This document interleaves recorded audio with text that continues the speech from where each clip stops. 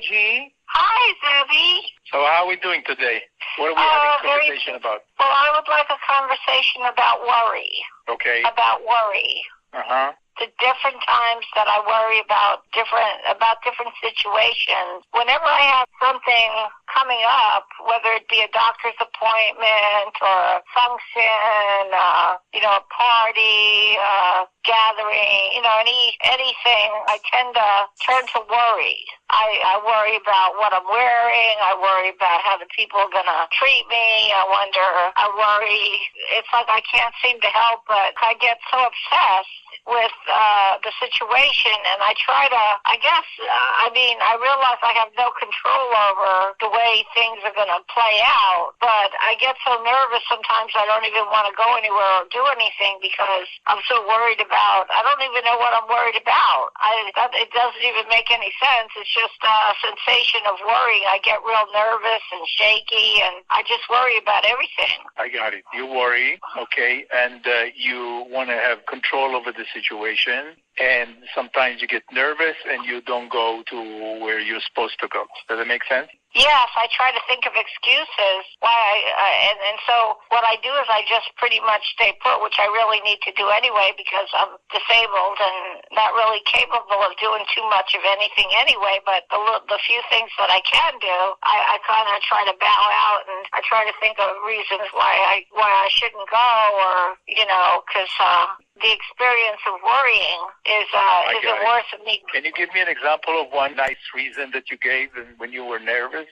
Yeah, well, just going to the doctor's last week. I got so nervous. It seems to not really bother me until like the day of, or start getting anxious and shaky, and I can't function to get ready. And then once I actually get to the doctor's office, and I see that nothing much is going wrong, unless there's a long wait in the lobby, then once it's over with, I'm so relieved.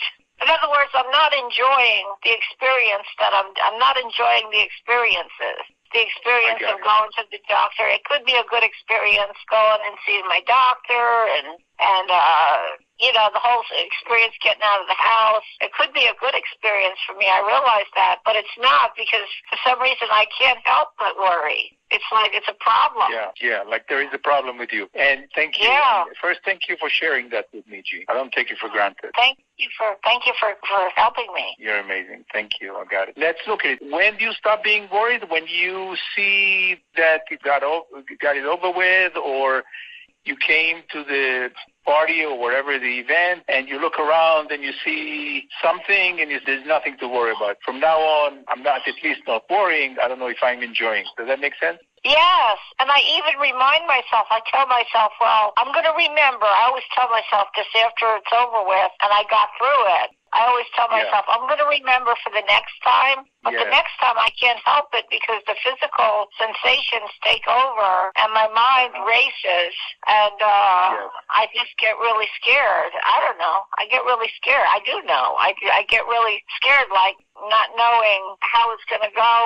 I don't know if it's needing to have control of the situation, or not knowing how it's going to go, or, well, for the doctors, for example, one of the things that makes me so nervous that I'm aware of is that I never know how it's going to turn out. I never know what the doctor's going to say. I don't know if he's going to change my medication. I don't know how the medication's going to make me feel. I don't know if he's going to give me a bad report, if there's something more wrong with me. Yeah, so when you don't know, you get worried. Yeah. With the doctor. I got it. And then when you know, it replaces himself with something else, some other experience. And any of your experiences that you share has nothing to do with you. You didn't invent the experience. You didn't create the experience. You just kind of putting the experience on loudspeaker. You say, now I'm worried, now I'm nervous, now I'm this, now I'm that, and nothing of it has been created by you. And to be clear, what is created by you? You and I, we grew up in a culture that is talking about having control over the situation. You need to know. Knowing makes a difference. If you will only know, then it will have an impact on how you are.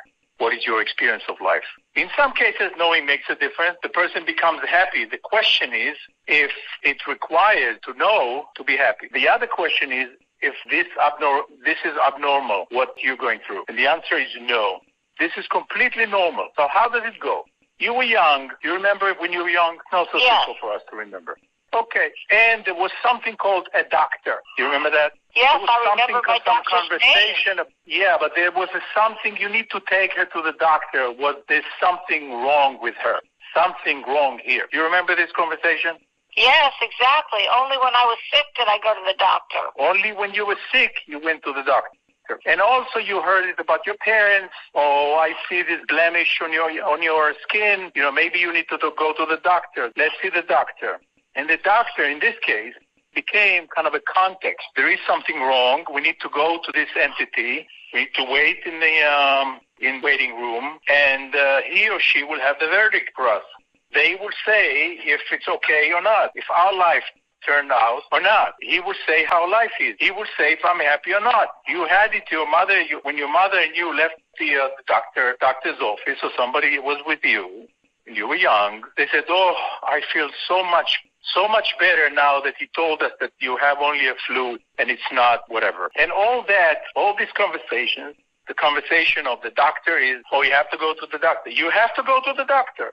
Gee, you have to go to the doctor. If you want to know how you are, you need to go to the doctor. Then they invented the psychologist. You have to go to the psychologist to know how you are. And all that has to do with external circumstances telling us how we are and how is our experience. You imagine that when you were young, your brain registered, wrong doctor, wrong. This event, there would be people that I don't know, that's for me. When I go to an event, and I was on Saturday, I was in some kind of a lunch dinner with friends that I know, and my brain was telling me all the time, oh, why do you go? They don't know. They will not have food for you. You're vegan. Nobody will pay attention to you. They don't like you. There will be people that you don't know, and they won't have a conversation with you. You'll be alone again. You lost it. Stop, okay? I won't call it. I just called it. What made the difference for me is to just listen to this conversation and continue doing what I was doing, is driving my wife and me to this party or whatever, lunch dinner, and open the gate and go in and say hello and hug the host and be there. That's it, okay? So yes, the external circumstances say how we are. This is how we grew up. We grew up with this narrative. Is it good news or bad news, G? It's good news. Tell me, how was your exam? Is it good news, bad news? How is it? What did the teacher say? I've had a lot of bad news. Yeah, that's you were bad. You were bad meaning disappointing. Okay, so you and I and humanity live in a conversation of disappointment, live in a conversation of worry, of we have to know the future for us, and the future will be the one to say how we can live our life. If we will be happy, or we will be sad, or we will be nervous, or worried, or whatever name we give it. Did you get that till now? Yes.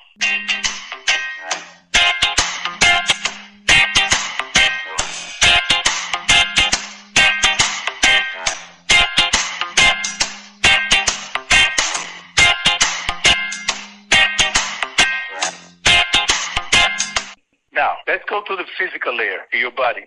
The thing is that every time that things don't work, your brain registers them. Register them. Let's say you touch something hot. Your brain registers and say, no more hot, and you will never touch it. I have here something on the stove that I will never touch, even if I know that it was not on the fire for so long. Maybe my wife touched it, or whatever it is. I'm not touching it. This is not stove. Touch, no. The same brain is using the same mechanism when we are failing in some way, or we are experiencing failure in some way. And our brain is telling us, no good. Prepare for that. In your brain, my brain said, doctor, you have to go to the doctor. Let me give you an example. In my case, I'm 3 years old, and I'm playing with rock, and I hit one of my nails, my hand nail. And, after a while I came home, and my parents said, wow, you have to go to the doctor. Today, nobody would have done anything with it. Can you imagine that I was not that strong to hit my nail in a way that will make any difference? So they took me to a clinic, and I got in, and there was a big guy. He was, I don't know, the doctor, the nurse, who knows? And 4 other people held me, nailed me, and he took some kind of a big tweezer and took the nail out. I was shouting. I looked at my parents. and nobody helped me, and they took me home like they didn't know any other. From that point on, doctor, forget about it. Fast forward, 40 years, I have very high fever. I don't know how to say it in Fahrenheit, but they like a fever that you need to go. You need to go to the doctor. And I'm there hallucinating, and I'm telling my wife, no need to go to the doctor. No need to go to the hospital. No need. And I had already pneumonia. And then kind of a predator microbe and whatever it is, things were brewing there in the high temperature. And I said, no. This is the human experience. The brain, at the moment that something happens, the brain registers the whole experience and says, usually for experiences of failure, not success, sometimes success, but many of them for survival is for failure. And the brain is saying, no. And in your case, it occurs as nervous, which is really an increase in the blood pressure, adrenaline, cortisol, some movement of neurons firing in your brain, firing something that has nothing to do with how it is now. The question is, are you interested in being the 5 years old, or you being the G that you are right now? I'm interested in being the G I am right now. Absolutely. Okay. So the way that it works is to allow it to be the way it is in the body, exactly the way it is. Allow the words of nervous come in and keep generating. What works for me is to look around. There's no drama outside me, outside my brain. There's no drama here. I'm loved, I'm appreciated, and I respect. That's it. Yeah. Be fun, be funny, crack jokes, whatever it is. Create your experience rather than have your experience be set on you by the past or by external circumstances. Does that make sense? Yes, very much so. It made a lot of sense. And I can understand. It makes so much sense to me because I do remember being a little girl and my mother would take me to the doctor and I'd be sick. And the doctor would, because I was a sickly child, and the doctor would always give me medicine, and my mother would make a big deal about it, and so I always was scared to go to the doctor. Yeah, your mother, in her, what happened, it had an impact on her life, and I apologize that I didn't meet her then, not that I knew what I know today. And then she was complaining about you being sick. And you call yourself sickly. And I invite you to consider that you were sick when you were sick, and you were not sick when you were not sick. That's not sickly. Oh, thank you. Okay, you were normal, like everybody else, successful and amazing all the time. What? Yes, all the time. The issue that we have with failure and with no is that we don't have enough of that. We just don't have practice. Okay, so today you go to the doctor, go to the for the X-ray, which now is being called G-ray, and you allow your body sensations to be the way they are. You don't call them names. They don't need names. There's no nerves there in your chest. If I'll open your chest, I won't find nervous. And it has some circumstances that it's worth sharing with the doctor where the pain is. I get that. But not when you are creating your experience. When you're out to go somewhere or have a conversation with a caregiver or anything else in life. Okay? Yes. Got it. So if you're asking if everything is normal with you, the answer is yes. If you're asking if you're a powerful woman, the answer is yes. If you're asking if you are prepared for the X-ray and prepared for whatever it is, the answer is yes. Did you get that? Yes. Anything else you want to say to be complete? I just want to say thank you because you made sense of it for me. It makes a lot of sense. I would never even thought to think of it stems back to when I was a child and having to go to the doctor when I was sick. And I never would think that, unless you told me. Mm-hmm. Yeah, and now you're committed to the G that you are right now. Powerful woman, and you are forgiving your mother and the little G that had a lot of drama around nothing. You want to know something that's kind of funny, but I still even remember my doctor's name from when I was a child. His name was Dr. Turkowitz. Yeah. I mean, he's probably I had my own doctor. You remember? I had a doctor that he was people coming from the Holocaust. He was Hungarian Jew. His name was Dr. Haas, and when he came, the red carpet was already rolled out, and he what he said, that's it. That was it. And he told my parents to give me vitamins, and they put vitamins into some tomato sauce or tomato juice, and I found out about it, and I spit it out. But that's what Dr. Haas, whatever he said, that's how it was. Yeah. Okay, so you might say that you're worried, and you're not. The way you are is the way you are, and the way you're not is the way you're not. Keep looking at your body and allow it to be that way, okay? Yeah. Game on, and let me know how it went. The experience, not the X-ray. The X-ray will not show anything that is not there already. That's what's interesting about the X-ray or the G-ray. Okay? Yeah, yes. Thank you so much. Love. Thank you. I love you. Bye-bye. I love you too. Mwah. Mwah. Mwah.